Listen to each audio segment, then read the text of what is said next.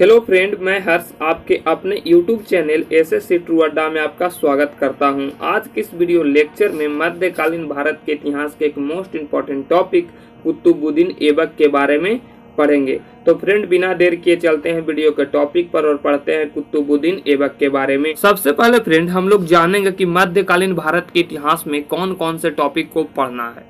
Friend, basically हम लोग को मध्यकालीन भारत के इतिहास में 11 टॉपिक को पढ़ना है, जिसमें से हम लोगों ने 3 टॉपिक को कवर कर लिया है। भारत पर अरबों का आक्रमण और मोहम्मद गौरी, ये 3 टॉपिक है फ्रेंड से हम लोगों ने पिछले वीडियो लेक्चर में पढ़ लिया है। आज हम लोग को पढ़ना है फ्रेंड सल्तनत काल के बारे में। काल में भी फ्रेंड हम लोग को कई टॉपिकों को पढ़ना होगा।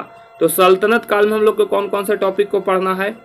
दिल्ली सल्तनत काल, दिल्ली सल्तनत काल में के बारे में पढ़ना होगा, खिलजी वंश के बारे में पढ़ना होगा, तुगलक वंश के बारे में पढ़ना होगा, सैयद वंश के बारे में पढ़ना होगा और लोदी वंश के बारे में पढ़ना होगा। तो आज हम लोग किस वंश के बारे में पढ़ेंगे?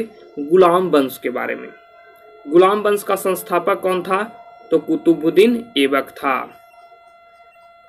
पहला प्रश्न क्या है फ्रेंड? पहला प्रश्न है गुलाम वंश का काल क्या था? आप लोग से पूछ सकता है कि गुलाम वंश कब से कब तक चला। तो गुलाम वंश 1206 ईस्वी से 1290 ईस्वी तक गुलाम वंश चला, 84 वर्षों तक। भारत में गुलाम वंश की स्थापना किसने की? तो भारत में गुलाम वंश की स्थापना कुतुबुद्दीन ऐबक ने किया। अगला प्रश्न है मुहम्मद गौरी भारत से गजनी लौटते समय अपने भारतीय साम्राज्य को किसे सौंप गया? तो कुतुबुद्दीन ऐबक को सौंप गया। मुहम्मद गौरी भारत से जब गजनी लौट रहा था तो अपने विजयित प्रदेशों को किसे सौंप गया? कुतुबुद्दीन ऐबक को सौंप गया। अगला प्रश्न है कुतुबुद्दीन ऐबक कौन था? तो कुतुबुद्दीन ऐबक मुहम्मद गौरी का गुलाम एवं उसका सेनापति था।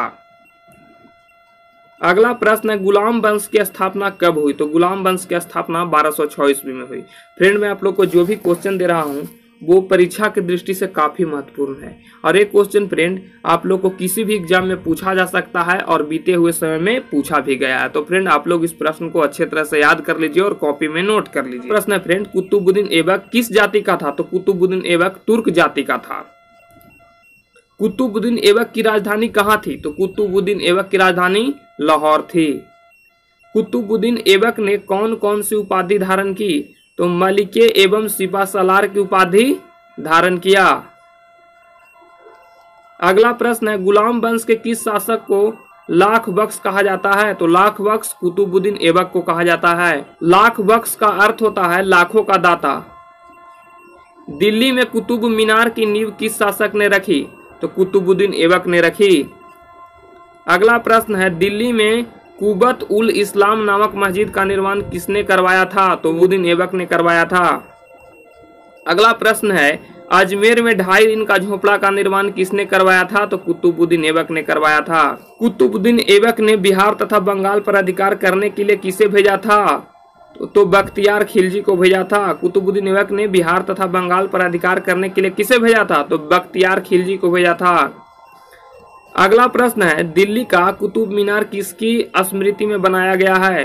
तो प्रसिद्ध सूफी संत शेख ख्वाजा कुतुबुद्दीन बख्तियार काकी की स्मृति में।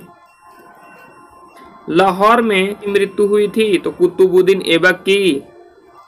अगला प्रश्न है कुतुबुद्दीन ऐबक की मृत्यु कब हुई? तो 1210 ईस्वी में कुतुबुद्दीन ऐबक की मृत्यु हुई।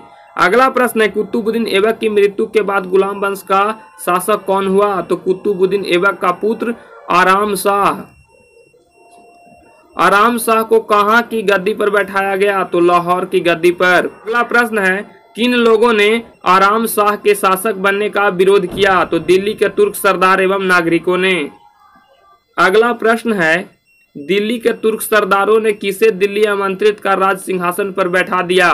तो इल्तुतमिश को।